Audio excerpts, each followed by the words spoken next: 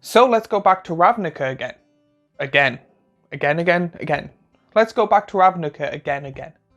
Yeah, it's a really weird thing to say. So if you don't know, which if you are watching this video, you probably do, the start of each year there is a set where we get to go back to a plane where they get to show off and recast or resell the really expensive, really well known and really beloved cards. So in this set, that's what they're doing.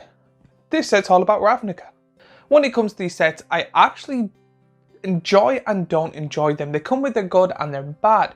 Their good thing is, for the first set of the year, I find them really good, mainly because people that see stuff over Christmas or get their first decks during Christmas get to see a set that is perfect for new players. This is the set from last year or this year where I find if you want to start playing Magic the Gathering, the first set of the year, that's a remastered set or something like that, is the best set to start. Mainly because if you go to your local TCG, you're playing a set that you don't know much about, but people know the history of it, the lore behind it.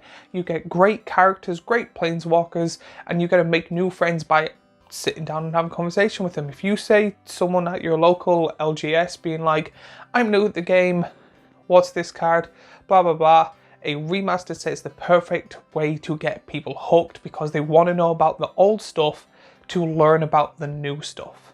I do think it is perfect for the new players. However, it comes with a downside. If you've been playing Magic for a long time and you've literally played through both the Ravnica sets or whatever has to do with Ravnica sets, you know that this set's really not for you. You've probably bought boxes and boxes and boxes for like a Nicobolus Dragon God or a Cyclonic Rift or the lands that everyone's gone crazy for, and you have everything you need.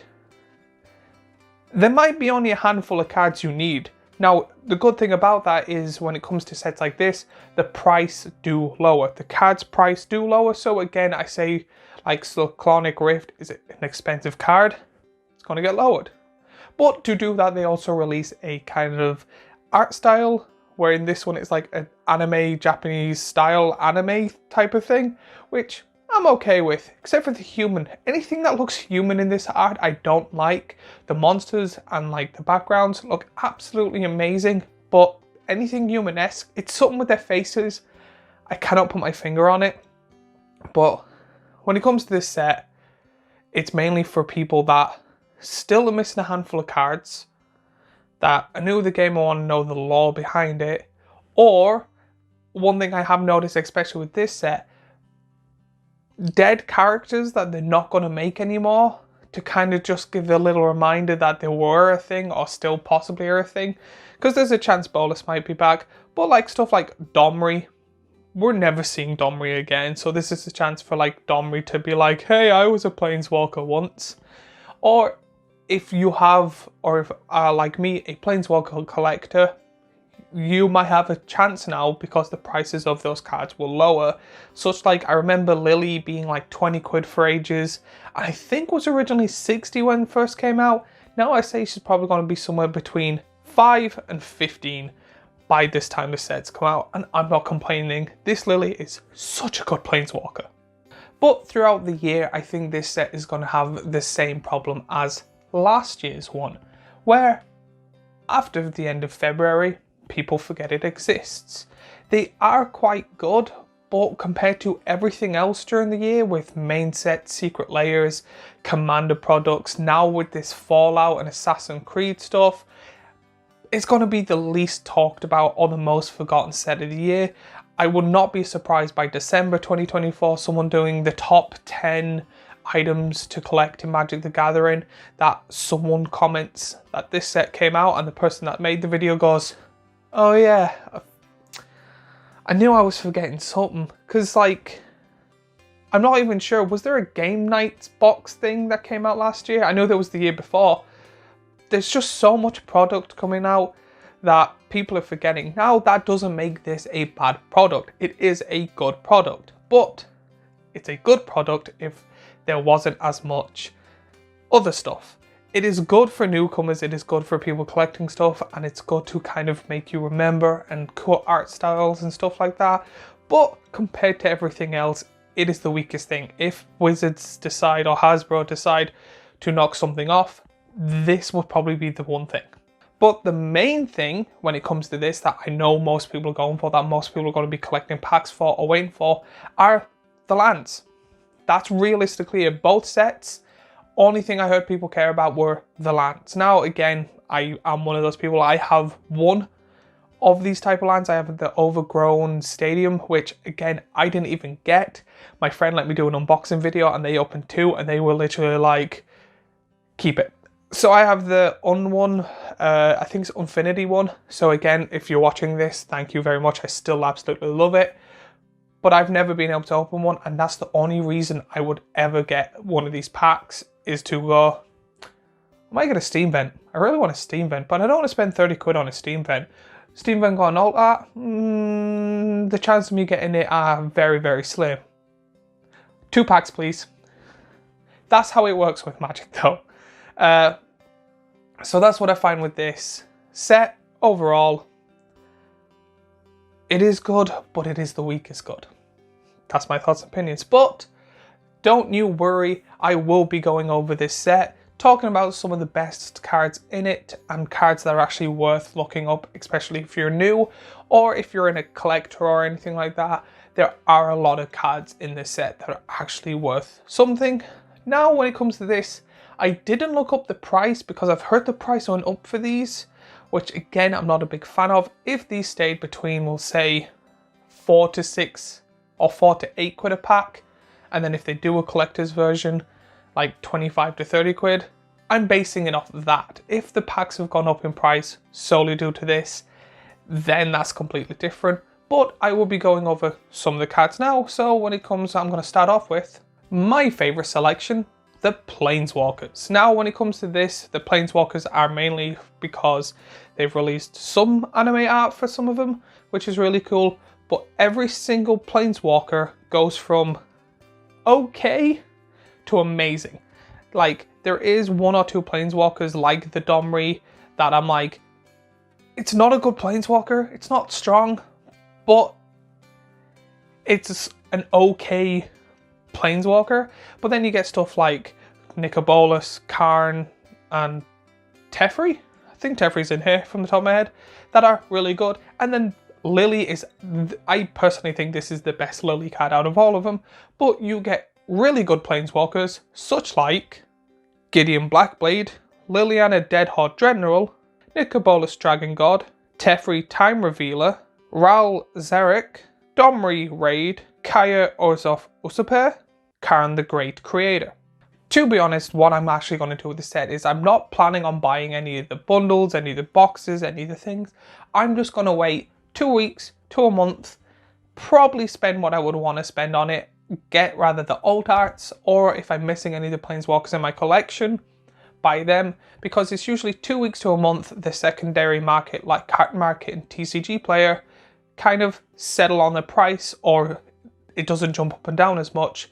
So that's when I decide to get the cards I'm missing. So if you're missing any Planeswalkers, wait 2 weeks to a month after this video comes out, then get them. But now it comes to the monocolored cards. I'm breaking this down as easy as I possibly can. So if you're not interested in any of the monocolored cards, again, you can jump down. Next is the dual color. But when it comes to the monocolored cards, there is a lot of rather well-known, whether to do with story or well-known when it comes to deck kind of, I don't want to say archetypes, but if there's a card needed for a certain deck, it is a, for example, if someone wants to build a mill deck, Bruvac is absolutely amazing for the deck, and not a must, but a must. When it comes to the monocolored cards, I'll be going over the best, in my opinion, cards that are either must needed or really, really good to put in the deck, or the main thing, if you don't have a deck for it now, there is a high chance it will go in a deck some stage of your Magic the Gathering life, career, whatever you want to call it. So you get great monocolored Ravnica cards, such like Bruvac the Grand Colorant, Ultravar Hellkite, Guardian Project, Divine Visitation, Cyclonic Rift, Ilhag the Raiseboar, Spark Double, Hellkite Tyrant, Unbreakable Formation, Copy Enchantment, Birds of Paradise, and Massacre Girl. So overall, my thoughts and opinions on these are they're all really good or all really necessary. There's a few that I'm like, why are you here? For example, Massacre Girl. She had a secret layer recently and now is getting a reprint and has already shown artwork of possibly a card in the next set. Hopefully it's a new one. If it's not, I do find that a bit meh that in a space of less than a year to a year, you get the same card 3 times. But again, Wizards are going to do what they're going to do. There is stuff like I'm kind of not shocked to see, but a lot of it was just from War of the Spark. So you get your Spark Double, your Ilhark, because I'm pretty sure that Ball God was in that series. I could be wrong there. But I'm happy because you get stuff like Birds of Paradise and the Hellkite Dragon that are really, really good. So now we're going on to the dual or more, the multicolored cards. The way I've done this is I've gone onto Mythic Spoiler, there will be a link down below, and just kind of broke it up as easy as I could so more people can enjoy it. So when it comes to these mainly seem to be the Guild Masters, I think. I do think the red, white Angel Girl is the head of the Boros Guild, I could be wrong, but you get like, I know Niv and Rakdos are the heads of their guild, not sure about the rest, but you get great multicolored cards such as Master of Cruelties, Niv Missa Perum, Boroborum Enrage, Rakdos Lord of Riots, Karlov of the Ghost Council, Lazav the Multifurious, Tolsimir Wolfblood, Deathrite Shaman, Void Slime, and Assemble the Legion. Some of these are absolutely great commanders, and then some of them are just really good cards. Assemble the Legion is actually, personally, way underestimated. It is such a good card if you optimize it, but not many people optimize the card. So we are now going on to the next section, which are artifacts. Now I know most of these are going to be your classic mana rocks and mana fixing and stuff like that, but there is a handful of really good artifacts, such like Cluestone Curious, Parum Shield, Chromantic Lantern, Illusionist Bracers, and Seal of the Guild Pack. So of course, when it comes to any set or anything like this, there's always kind of the weakest part. When it comes to this, it is clearly the artifacts. Everyone I know that has played Magic the Gathering for more than, we'll say, 2 years has rather too many or just enough, rather talismans, soul rings and stuff like that. So when it comes to this, having them in there is no big diggy. But the rest of them, I'm pretty sure I read out all the rares and mythics that were not a planeswalker or not a mana rock. I think I might have missed 2, but again, everything has to have the weakest point, so I'm not really complaining because the weakest point is still quite good. But now we are finally going on to the main part, the main thing that people want when it comes to this set, the thing that drives people crazy, that buys way more packs than they should, that they'll actually be able to probably buy one of each land instead of buying so much of the product to get one of the lands, but people do what they do. It is the lands. The lands are the holy grail, especially since it comes in normal art, old art, and now this new fantasy art. You get lands such like Hollowed Fountain, Watery Grave, Blood Crypt, Stomping Grounds, Temple Garden, Godless Shrine, Steam Vent, Overgrown Tomb, Sacred Foundry, and Breeding Pool. This is the main thing when it comes to these sets. Now, to be honest, the reason I absolutely love these is that if you want them in their normal art, those prices are gonna drop.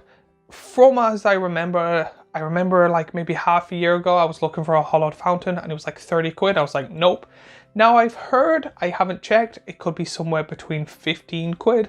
So again, it's dropped by half, possibly more, because that was before the set came out. And as of recording, the set is coming out. I'm recording this on the Friday and it'll be up today on the Monday. So hopefully the price is lowered by then. We don't really know. But now my overall thoughts and opinions when it comes to this set. Is this set worth it? Now, I'm going to be a bit here. It's going to sound weird what I'm about to say. It depends on kind of your income or what you do. If you are a person that makes videos like unboxing videos or talk about is this product worth it or anything like that, yes, mainly because if you get any of the lands and put it on your thumbnail or anything, your views are going to jump up and your likes are going to jump up. And if it doesn't bother you, again, the money spending on the boxes is completely fine because the majority of the money is in the lands. But for your kind of average player that doesn't have the ridiculous amount of income to spend on this, I personally think waiting and just getting the singles you want is probably the best.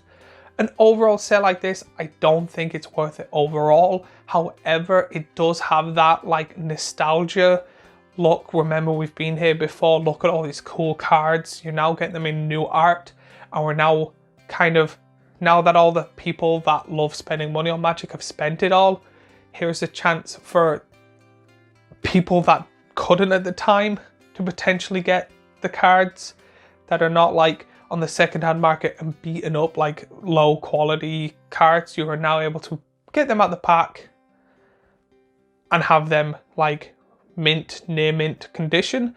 So I do like them, but with every main set that a new player can join, or every like set in between that a new player is able to join, it's just the easiest set to join in my opinion. But a new player can join whenever, and the community is nice enough to always help out. So I do like it, but I do think it's the weakest and I'm not the biggest fan. Is there anything they could do to save it? Maybe not do it every year. I know they really can't.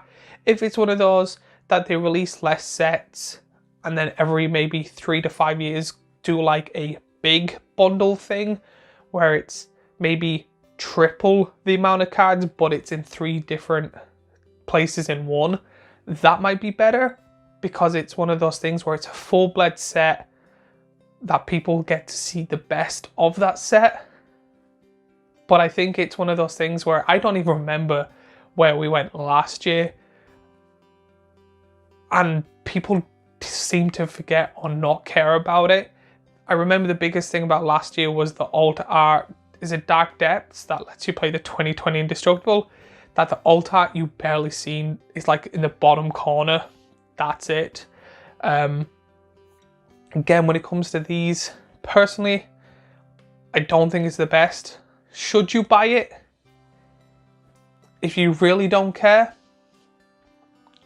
and you might get something good out of it, but with Murders of Karlov Manor or something like that coming out, and then the Fallout sets coming out, and then what is it, Modern Horizons 3 coming out, I would say save your money for them. They seem to be the better ones so far to put your money in, to invest in.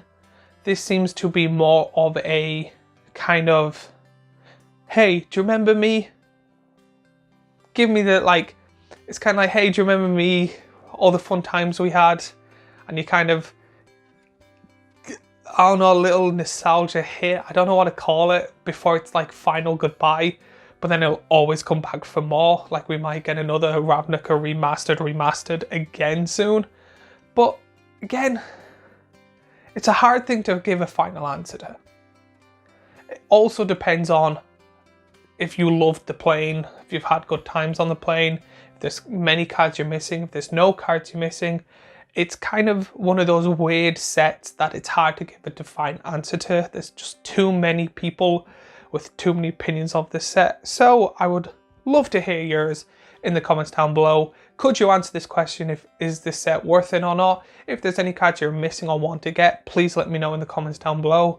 While you're down there, remember to like, subscribe and follow me on all my social media. But as always, I have the last Is It Worth It here, a playlist of Magic the Gathering videos here, and a subscribe button here.